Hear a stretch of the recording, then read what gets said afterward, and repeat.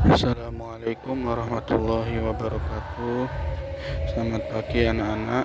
Semoga selalu sehat dan tetap semangat ya. Pagi ini kita akan membahas pelajaran fikih kelas 7 tentang bab toharoh. Sebelum kita memasuki pelajaran, alangkah baiknya kita berdoa terlebih dahulu. Berdoa dimulai. Selesai. Langsung saja. Yang pertama yaitu pengertian toharoh. Apa itu toharoh?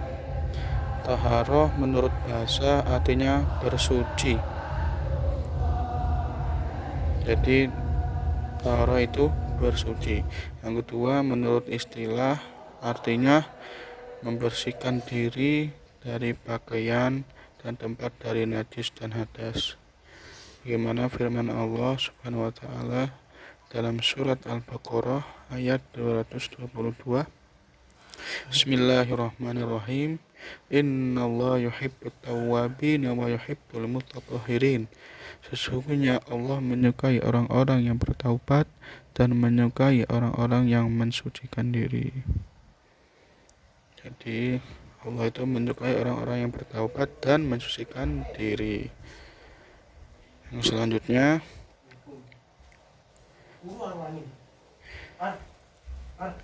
itu najis. Apa itu najis?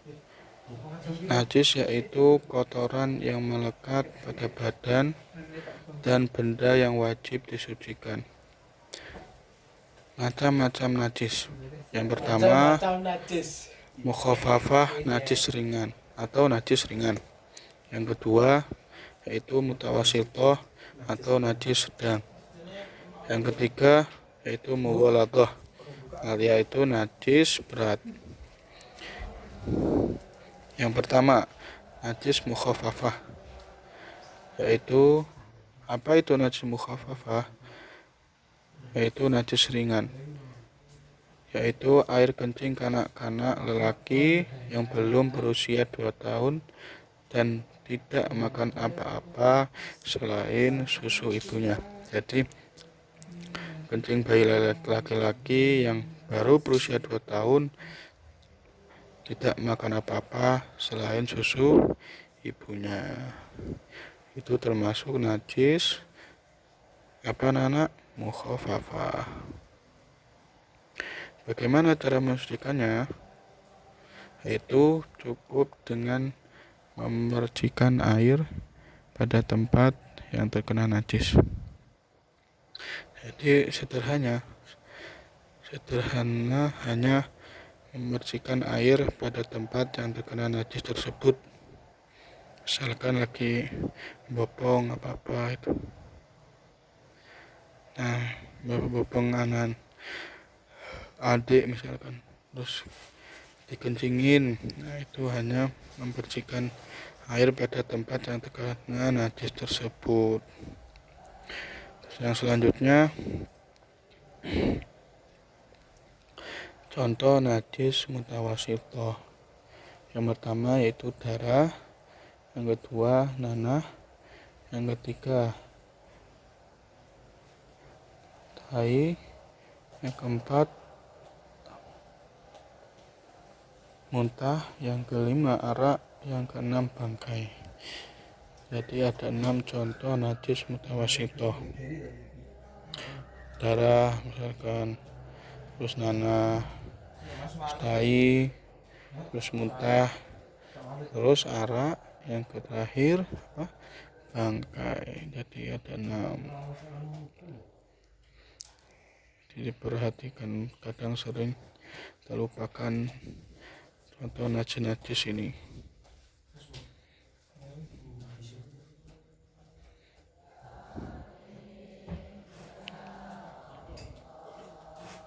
Jadi